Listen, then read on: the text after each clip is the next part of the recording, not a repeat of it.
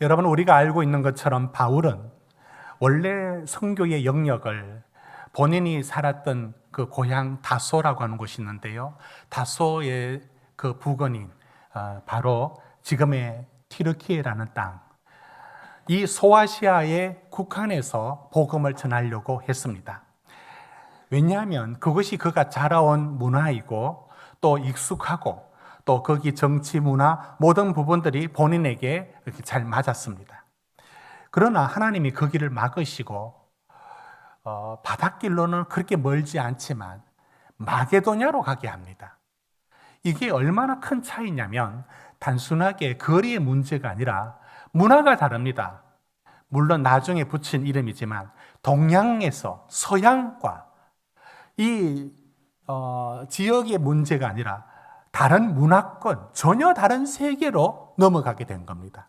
결국 바울이 마게도냐로 들어갔을 때 기다리고 있었던 것은 복음에 대한 그들의 수용이 아니라 엄청난 박해와 반대가 기다리고 있었습니다. 그러면 바울이 오늘 우리가 읽었던 이야기는 고린도라고 하는 곳에 도착했습니다. 이 고린도에 오기 전부터 바울이 그 사역에서 정말 지칠 수밖에 없었던 이유들을 몇 가지를 우리가 살펴볼 수 있습니다. 이 정도 되면 사람 바울이라도 어떤 사람도 지칠 수밖에 없는 자리에 이를 겁니다. 먼저 빌립보에서 이제 마게도냐에 갔을 때 첫 성이었던 빌립보에 도달했지 않습니까? 자, 빌립보에서 말씀 띄워보십시오. 어떻게 되느냐? 바울은 여기서도 지금 옷이 벗겨지고 감옥에 갇히는 수모를 당합니다. 여러분, 성경에 나오는 어떤 인물이 감옥에 갇히고 옷이 벗겨지고 매로 맞았다. 왜 우리는 자꾸 성경에 나오는 인물들이 우리와 같은 감정이 없고 생각이 없는 사람으로 자꾸 보려는 경향이 있는지 모릅니다. 여러분 인생 속에 어디 가서 두들겨 맞고 옷이 벗겨지고 캄캄한 감옥에 갇힌 것, 그 일생에 한 번 있을까 말까 하는 일들 아닙니까? 그게 얼마나 큰 충격이겠습니까? 그게 아무 상관은 없는 일이 아니지 않습니까? 지금 바울이 전혀 다른 세계인 그의 동양권의 문화에서 이 마게도냐라는 이 철학과 전혀 생각 자체가 다른 이곳에 와서 이 낯선 곳에서 당한 일들은 이런 빌립보에서부터 시작해서 이런 수모를 당했습니다. 그 다음 데살로니가에서, 이 데살로니가에서는 여러분 3주 정도밖에 머물지 않았는데 복음의 열매가 맺히는 듯합니다. 그런데 거기에 유대인들이 어김없이 들고 일어나서 결국은 밤중에 모든 걸 다 두고 도망 나와야 했습니다. 이게 바울이 겪었던 일입니다. 여러분, 사역지에 열매가 보이는 듯한데 도망 나와야 된다. 어떤 마음일까요? 우리 교회에 2번 왔던 우크라이나의 선교사가 있습니다. 제 신대원 동기이기도 합니다. 19년 동안 우크라이나에서 그 사역을 했습니다. 전쟁 금방 끝날 줄 알았는데 그 길로 나왔는데 들어갈 수가 없습니다. 물론 2번이나 키우로 들어가서 그 성도들을 만나고 돌아왔습니다. 그러나 아무것도 할 수가 없습니다. 그곳에서 사역가 모든 게 멈춰버렸습니다. 19년의 모든 열매들은 도대체 본인에게 무슨 의미가 있는지. 여러분, 사역지의 열매를 보지 못하고 나오는 사역자의 그 고통은 정말 이루 말할 수 없습니다. 다음에 어디 갔습니까? 베레아입니다.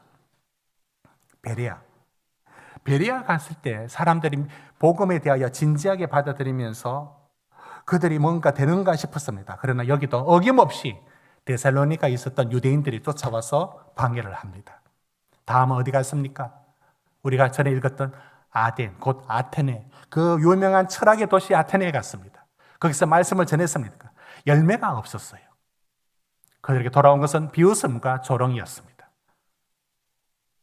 이 아테네 바울은 그야말로 지칠 만했을 것입니다.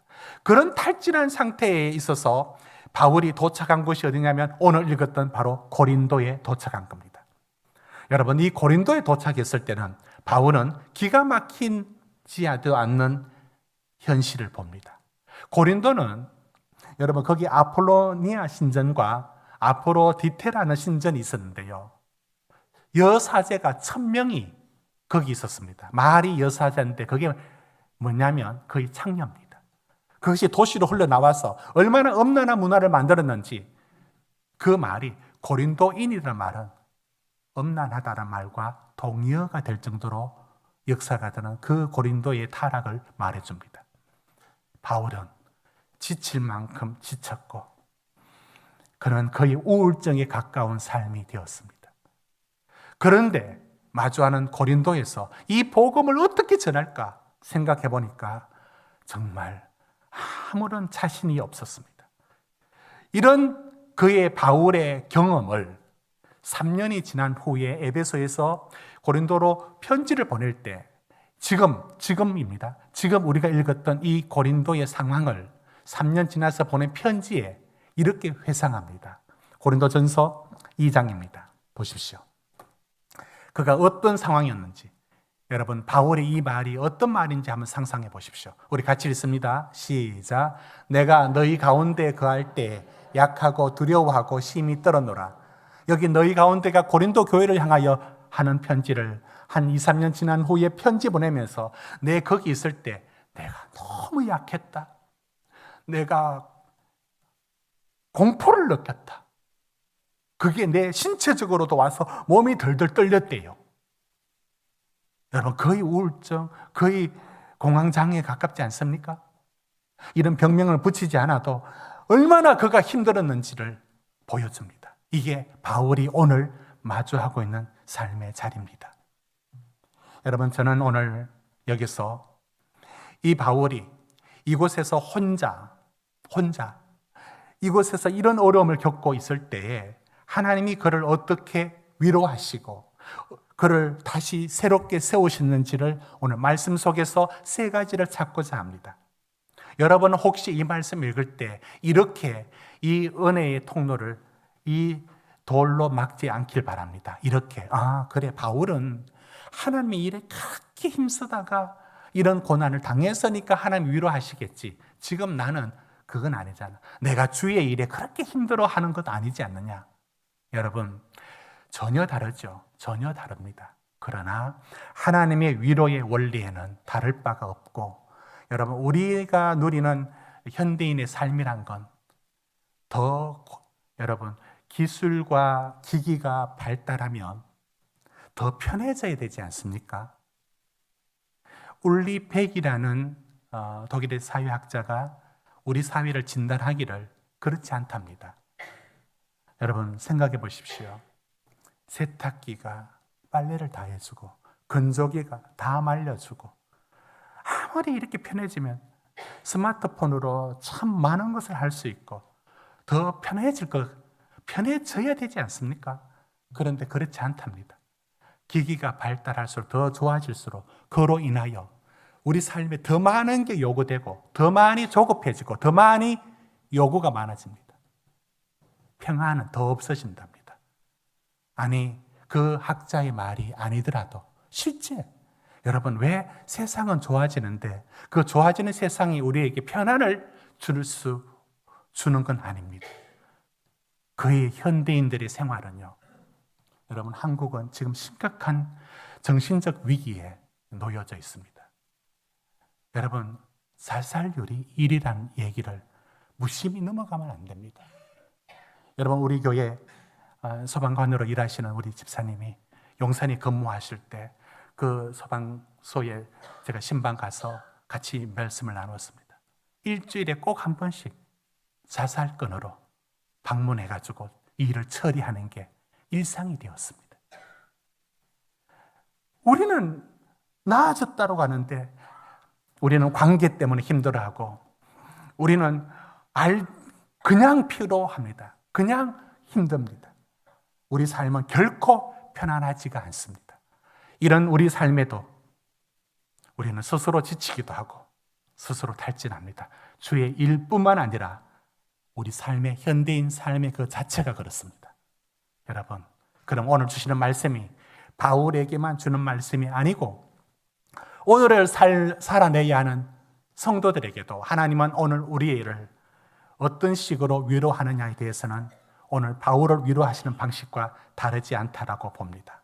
그러면 오늘 말씀에 들어갑니다. 여러분, 삶이 지치고 힘들 때 하나님은 그를 어떻게 새롭게 일으키실까? 여러분, 엘리야도 지칩니다. 불의 사자 엘리야도 지쳐서 로뎀나무 아래서 죽기를 구하고 있을 때 하나님이 천사를 보내서 그를 위로합니다. 숯불에 구운 떡과 물을 마시게 합니다. 얼마나 지쳤든지 먹고 또 푹 쓰러 잡니다. 천사가 그를 깨우지 않고 그냥 놔둡니다. 그리고 어머니가 자녀를 어루만지듯이 천사가 엘리야를 어루만집니다. 여러분, 어루만지는 게 뭡니까? 말로는 더 이상 위로해 줄 말이 없고 그냥 같이 있어 주는 거잖아요. 어루만지는 거.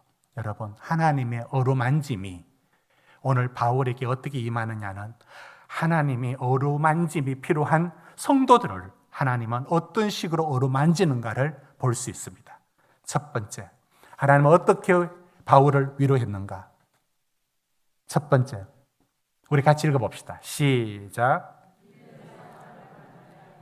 하나님, 바울을 위로할 때 사람을 사용합니다. 바울은 완전히 지쳐 있었습니다. 그는 두렵고 떨었습니다. 그러고 있는 바울에게 하나님은 누구를 붙여주시느냐면, 여러분 2절의 말씀을 우리 같이 읽읍시다. 18장 2절입니다. 시작. 본도에서 난 유대인 한 사람을 만나니 글라우디오가 모든 유대인을 명령하여 로마에서 떠나라 함고로 그가 그 아내 브리스길라와 함께 이달리아로부터 새로 온지라. 바울이 그들에게 가매. 여러분, 지쳐있는 바울을 하나님 어떻게 위로하느냐면 아굴라와 브리스길라, 이 아굴라의 고향은 이 터키 쪽 흑해에 있는 이쪽의 사람입니다. 그런데 이 사람이 로마의 그의 아내 이름이 브리스길라의 느낌이 꼭 로마 이름입니다. 자, 브리스길라와 함께 부부입니다. 로마에 살고 있었습니다. 근데 그들이 정치적으로 쫓겨납니다. 쫓겨났다고요. 그들은 쫓겨날 때 뭐라고 했겠습니까? 하나님, 내 삶의 터전을 다 잃고 내가 어디로 간단 말입니까? 그들도 그것 때문에 얼마나 하나님께 울부짖었겠습니까? 이게 뭐냐고. 그러면서 고린도로 흘러 내려와서 정착했는데 누굴 만나느냐면 바울을 만나는 겁니다. 바울은 완전히 지쳐 있었던 상황입니다. 그런데 이 부부를 만나면서 여러분 3절 보십시오. 생업이 같으므로 그 다음 뭡니까? 함께 삽니다. 여러분, 이 부부하고 작은 집에서 24시간 한마디로 붙어 있다는 겁니다. 평일에는 뭐 했다고요? 천막을 만드는 일로 알바를 합니다. 그리고 안식일에는 회당에 들어가서 복음을 전합니다. 바울이 알바하면서 하지 않고는 생계가 안 되니까. 그런데 이 부부에게 얼마나 큰 위로를 받는지 모릅니다. 이 부부는 로마의 얘기를 많이 해줬을 겁니다. 하나님은 브리스길라와 아굴라 이 부부의 대화 속에서 하나님의 위로를 느낍니다. 큰 위로를 느낍니다.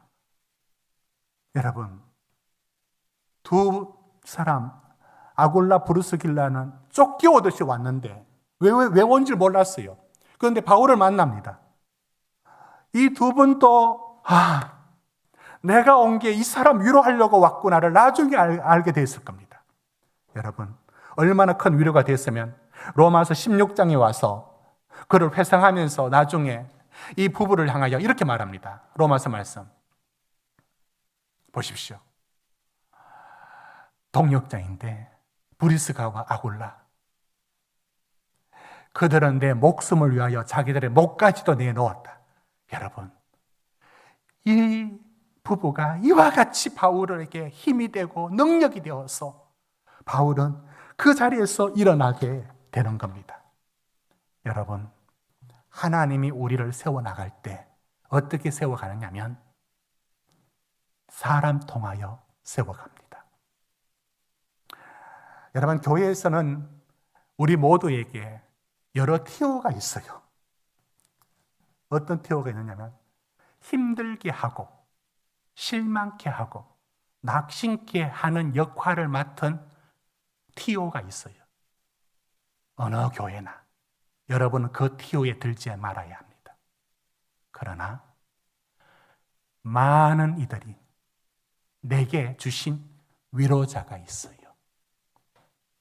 거기 소그룹의 리더일 수 있고, 여러분 속에 어떤 직분자일 수도 있고, 여러분 만남 속에 있을 수 있고, 대단한 사람이 아니에요. 여러분 곁에 있어요. 그러나 그 믿음의 대화가 얼마나 그를 위로하고 세워주는지 하나님은 그를 통하여 일합니다. 우리가 누군가에게 이 아굴라 브리스길라 같은 역할로 쓰임받는 사람이 되어야 합니다. 여러분, 하나님이 위로할 때 어떤 식으로 위로했습니까? 사울에게 쫓기는 다윗을 누구? 요나단이 사무엘상 23장 16절에 보면 항상 그에게 위로해 줍니다. 여러분, 마리아는 성령으로 처음으로 세상에 아무도 경험하지 못한 성령으로 아이를 가졌어요. 배가 불러옵니다. 누가 이해해 줍니까? 이 사실을. 하나님은 이 마리아를 누구 손에 보냈는지 여러분 들었지 않습니까? 그의 친척인 엘리사벳에게 보냅니다. 누가복음 1장 56절에 이렇게 말합니다. 그를 석 달 동안 엘리사벳 집에 보내서 하나님 마리아에게 무슨 말씀을 해 주셨겠습니까? 엘리사벳이 말해줍니다. 내가 나이 들어 아이를 못 갖는데 아이를 가졌다. 나는 믿는다. 하나님이 역사를 베푸신다. 그 마리아를 석 달 동안 무슨 말을 했겠습니까? 24시간 붙어 있으면서 무슨 말을 했겠습니까? 걱정 마라. 하나님이 다 하신다. 하나님이 너에게 성령으로 역사하신 거다. 두려워하지 마라. 이 말을 마리아에게 얼마나 위로가 되었겠습니까? 누가 그 위로를 해줄 수 있겠습니까? 여러분, 우리 삶에는 어떤 위대한 상담가가 있어서가 아니라 하나님은 당신의 위로의 말을 담아줄 사람들을 멀리 아니 가까이 두고 계십니다. 여러분은 그걸 놓치지 말아야 되고, 여러분이 그런 쓰임 받는 사람 아굴라 브리스길라가 되기를 또한 축복합니다. 여러분, 이게 사람에게 때로는 얼마나 큰 힘이 되는지 혼자 있었던 바울에게 여러분 5절 한번 보십시오. 또 누구를 보내주느냐? 5절 같이 읽습니다. 시작.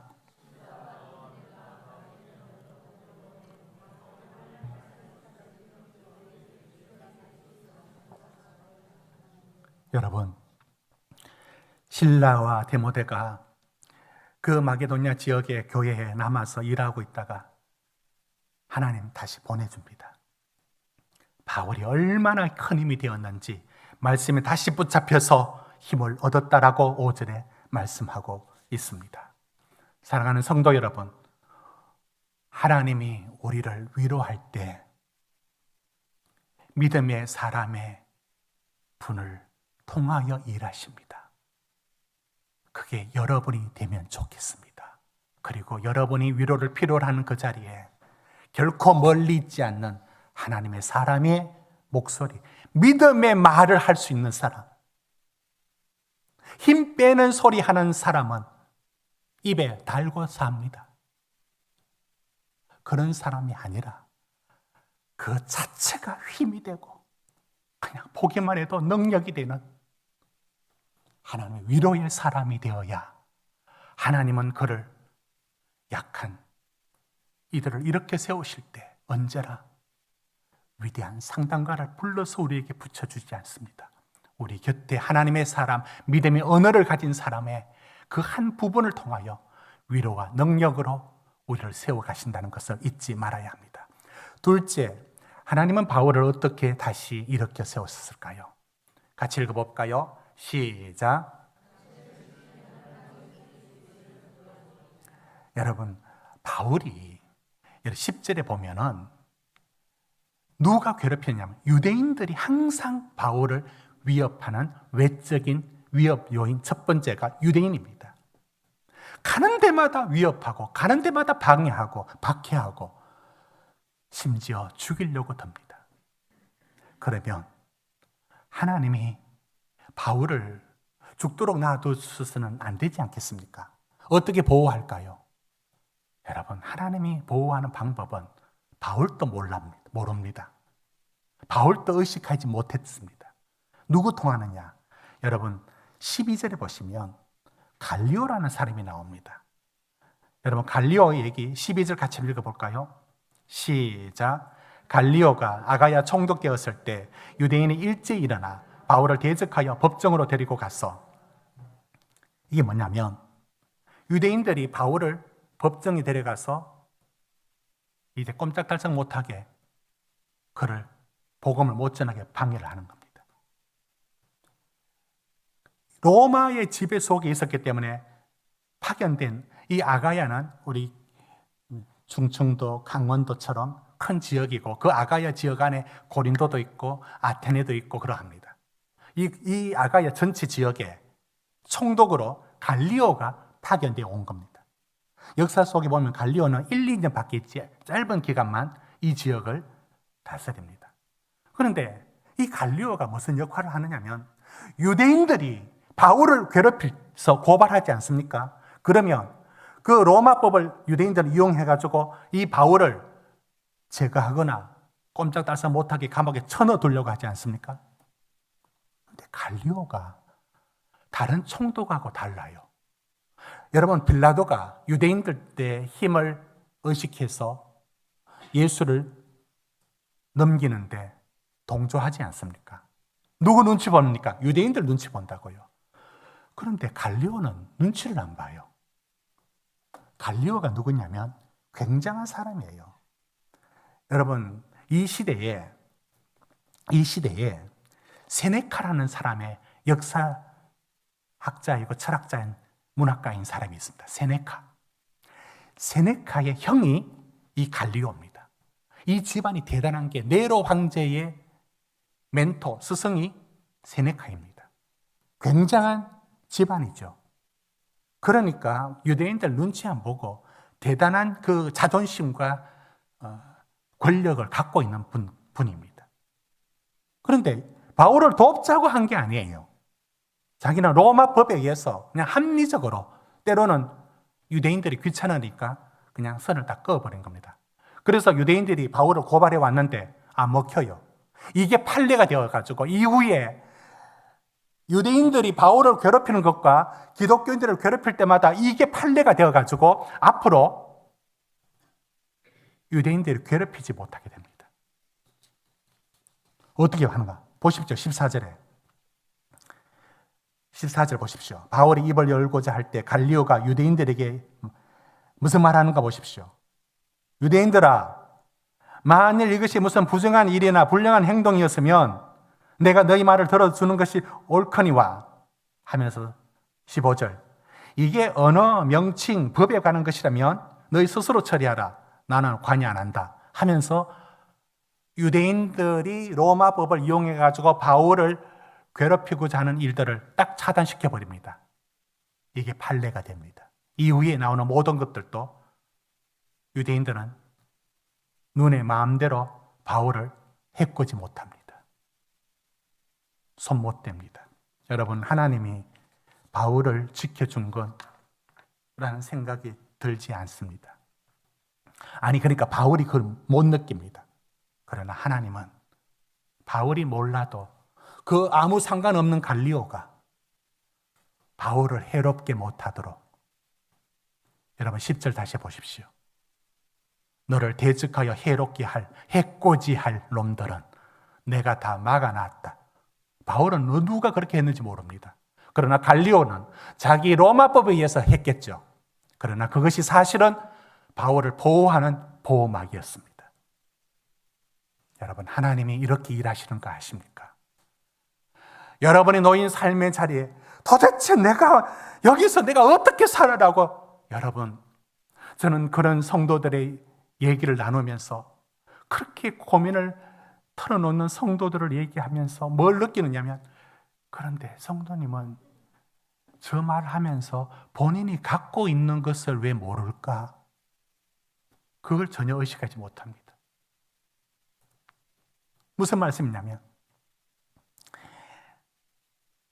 그런 어려움을 겪고 있으면서도 하나님은 때로는 그에게 재산을 주든지 직업을 주든지 어떤 도움의 손길이 그 집안에 있어요. 그런데 그를 겪고 있는 성도들은 그건 눈에 안 보여요. 그게 하나님이 당신을 지키는 갈리오 같은 손길인 것을 못 느낍니다. 하나님이 그런 어려움 속에서도 그를 보호하는 그 무엇이 있다고요. 여러분은 그걸 볼 수 있습니까? 여러분, 히브리 사내 아이를 다 죽이라 해서 모세의 부모가 아이를 갈대상자에 해서 나일강에 던졌습니다. 하나님 그 모세를 어떻게 살리시죠? 아무 상관이 하나도 없는 바로의 딸이 모세를 건져서 입양을 해서 40년 동안 내 아들이라고 키워버립니다. 아무 상관없는 그 바로의 딸이 왜? 자기는 출애굽기 2장 8절 보면 그 애기 보고 불쌍해서 애기를 데리고 옵니다. 불쌍하고 귀여워서. 그러나 그것이 모세를 보호하는 하나님의 방법이었습니다. 여러분, 철로 역정에 이제 저 아름다운 성에 들어가야 되는데 그 옆에 어르렁거리는 사자 2마리가 있습니다. 모든 겁쟁이가 그거 보고 더 도망갑니다. 크리스찬이 얘기해 줍니다. 앞으로 가십시오. 저 어르렁거리는 사자가 있는데 어떻게 하냐? 믿고 가십시오. 한 걸음 한 걸음 다가가니까 그 사자의 목에 그 털에 감추어져 있었는데 쇠사슬로 묶여져 있는 거예요. 물려고 해도 못 물어. 묶여져 있어. 하나님은 우리가 겪는 어떤 삶의 자리에 있어도 그게 삼킬 듯 하지만 삼키지 못하도록 그놈의 사자의 목을 붙들고 있는 하나님. 갈리오가 총독으로 자기 할 일 했을 뿐이지만 결국은 바울을 해코지 않은 유대인들을 막아 세우는 게 갈리오입니다. 하나님은 우리에게 놓인 삶의 자리에서 내 삶에 나는 아무것도 도움받을 게 없어. 그렇지 않습니다. 하나님은 다 감당할 만큼 허락해 주시고 감당 못하면 어떻게 할까요? 고린도전서 10장 13절. 여러분, 감당 못하면 어떻게 할까요? 같이 읽어볼까요? 시작. 사람이 시험 밖에는 너희가 당한 것이 없나니 오직 하나님은 미쁘사 너희를 감당하지 못할 시험 당함을 허락하지 아니하시고 시험 당할 즈음에 또한 피할 길을 내사 너희로 능히 감당하게 하시느니라. 능히 감당하게 하신다라고 할 때 하나님은 여러분 우리에게 뭘 붙들고 계신지 아십니까? 우리 성도들의 삶의 자리에서 어쩌면 저는 저대로 모르고 성도님들은 성도님들이 모르는 게 있어요. 근데 다른 사람은 눈에 보여요. 그게 뭡니까? 여러분, 갈리오 같은 사람이 바울을 보호하는 역할을 하고 있는 것처럼 내 삶의 어떤 시험과 어려움 앞에서도 하나님이 붙들고 있는 그 무엇이 있습니다. 여러분은 그게 여러분 것입니까? 여러분은 손에 들고 있는 겁니까? 그래서 이거 놓치면 어떻게 될까? 이렇게 되는 겁니까? 하나님이 그놈의 사자가 물지 못하도록 다 만들어 놓으신 피할 길을 내사 하나님은 보호하고 지켜주시고 있는 것입니다.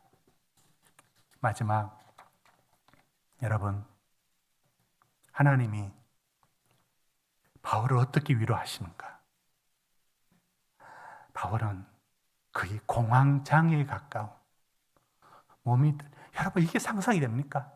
우리가 알고 있는 바울이 말이에요. 대사도 바울이 고린도에서 벌벌 떨었대요. 그게 그 낯선 땅에서 쫓기고 갇히고 매맞고 옷 찢어져서 벌거벗어지고 지칠 만큼 지쳐 고린도에 오니까 이놈의 도시가 눈 뜨고 못 볼 도시야. 그런 바울이 여기서 내가 뭘 할 수 있을까? 하나님은 그런 바울에게 이렇게 말합니다. 여러분 9절의 말씀을 우리 같이 읽어봅시다. 우리 9절 10절을 같이 읽읍시다. 시작. 밤에 주께서 환상 가운데 바울에게 말씀하시되 두려워하지 말며 침묵하지 말고 말하라. 내가 너와 함께 있음에 어떤 사람도 너를 대적하여 해롭게 할 자가 없을 것이니 이는 이 성중에 내 백성이 많음이라. 여러분, 하나님이 두렵고 떨고 있는 바울에게 말합니다. 두려워하지 마라. 여러분, 두려워 안 하는 사람한테 두려워하지 말라 말이 필요합니까? 두려워하고 있었습니다. 두려워하지 마라. 그러면서 침묵하지 말고 그 복음을 계속 전하라고 말합니다. 그 말은 뭡니까? 위축되어 있었다는 거 아닙니까? 10절을 보십시오. 내가 너와 함께 할 것이다. 이 성중에 내 백성이 많다. 여러분, 하나님이 우리가 지칠 때 여러분은 하나님이 말씀으로 우리에게 새롭게 세워간다는 것을 여러분 받아들일 수 있습니까? 하나님은 설교의 말씀 속에서 때로는 내가 읽은 큐티의 말씀 속에서 말씀에서 내게 들려주시는, 여러분 제가 두 가지를 나눠 보겠습니다. 여기 성경의 말씀, 설교의 말씀이 있습니다. 그런데 이것이 내 상황에 들려주시는, 내게 주시는 말씀이라는 영역으로 들어오는 게 있습니다. 그게 이와 같은 말씀입니다. 여러분은 성경의 말씀 속에서 하나님의 위로를 받고 있습니까? 위로를 느낄 수 있습니까? 여러분은 그 말씀으로 우리를 세운다는 것을 하나님 알고 계십니까? 이 말씀이 우리 귀에 들려야 합니다. 저는 오늘 이 말씀에서 우리를 세우시는 하나님 이야기를 지난 다니엘 기도회에서 작년 우리 11월에 있었던 다니엘 기도회에서 남경필 전 경기도 지사의 얘기를 잠시 전해드릴까 합니다. 아버지께서 남평우 의원이라, 아버지도 의원이라 그 지역에서 교회를 다니는데 남경필 지사가 어떤 믿음이었느냐면 1부 다니는 교회 따로 있고 2부 다니는 교회 따로 있고 3부 따로 있고 새벽기도 다른 교회, 지역구 관리 차원에서 교회를 다녔어요. 믿음이 없었던 건 아니고 믿음의 집안인데도 하나님을 그렇게 그냥 믿었어요. 정치하고 막 신앙하고 뒤섞여서. 하나님이 그를 어떻게 변화시키느냐면 성공 가도를 못 달리죠. 우리가 알고 있는 것처럼 누구한테 경기도지사 떨어지지 않습니까? 하나님은 다른 계획을 갖고 계셨던 모양입니다. 그렇게 잘 나가고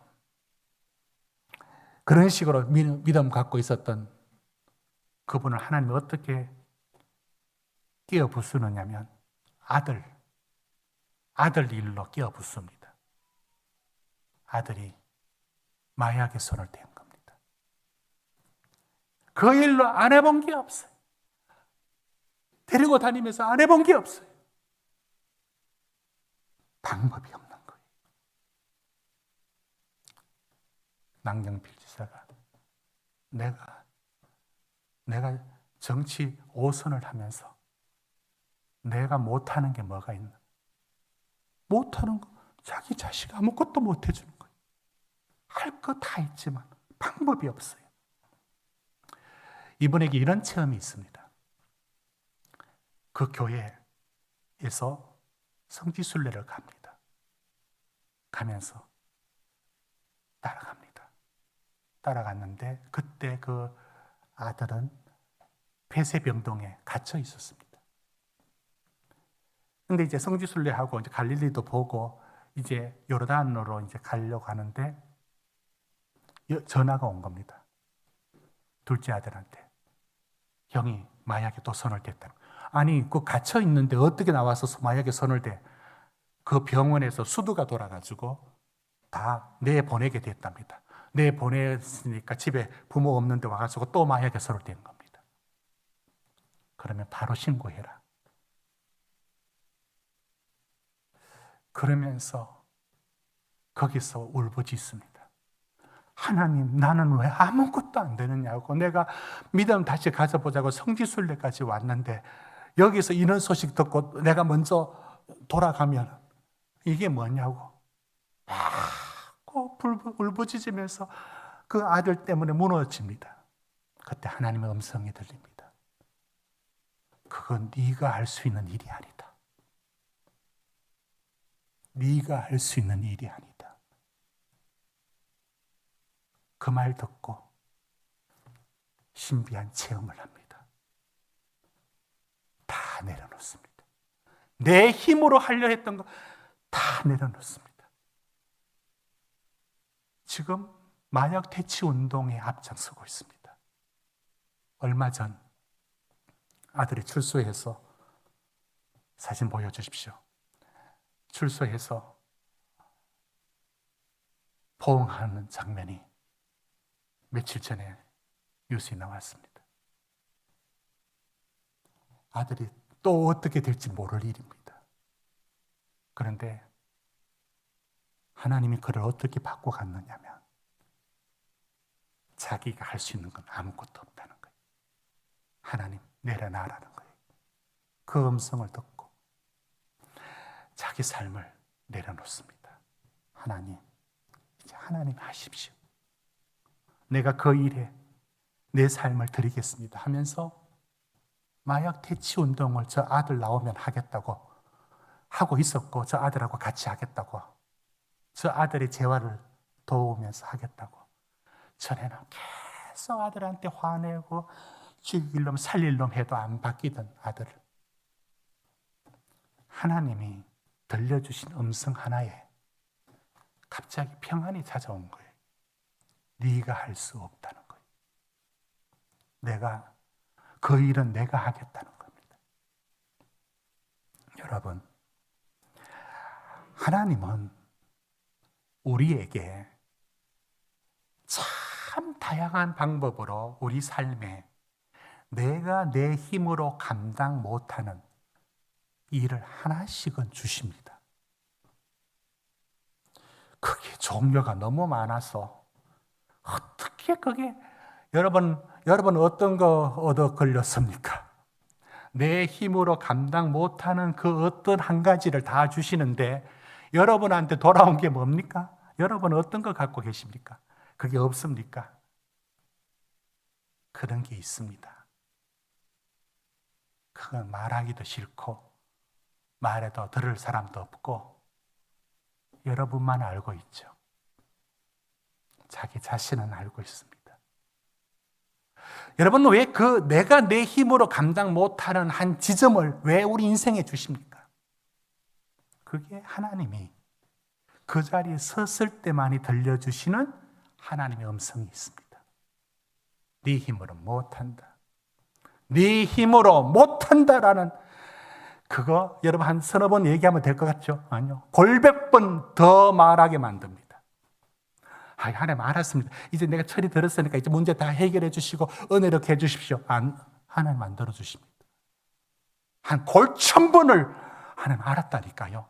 해도 안 들어주시는 게 있습니다. 그걸 통해서 그 자리에 들을 하나님의 음성이 있습니다. 하나님의 시간이 있습니다. 바울은 그 자리에 섰을 때 이 음성을 듣습니다. 두려워하지 마라. 내가 너와 함께 있을 것이다. 여러분, 하나님의 말씀이 여러분에게 여러분을 일으키는 말씀으로 주시는 삶의 자리가 있습니다. 그 말씀은 성경에 넘쳐나고 설교에서 넘쳐나도 결코 개인에게 바르게 들어오지 않습니다. 그 자리에 서야만 그 말씀이 하나님의 음성으로 들려옵니다. 거기서 하나님은 여러분을 완전히 새롭게 바꾸어 가십니다. 이 소리를 하나님 듣게 하시려고 준비하시는 게 많습니다. 여러분의 삶에 여러분의 힘으로 해결 못하는 그 한 가지를 통하여서 그 자리가 하나님의 음성을 듣는 자리이고 하나님이 우리를 새롭게 바꾸어 주시는 또 하나의 사건을 시작하는 시간이 될 것입니다. 우리에게 하나님이 어떻게 위로하시는지 하나님은 위로자를 주십니다. 하나님은 내가 알지 못하는 그것을 지켜주시고 있으면서 이 시험을 견디게 합니다. 그것까지도 하나님이 붙들고 계신 겁니다. 하나님이 어떻게 일하고 계시는지 여러분이 붙들 수 있기를 주의 이름으로 축원합니다.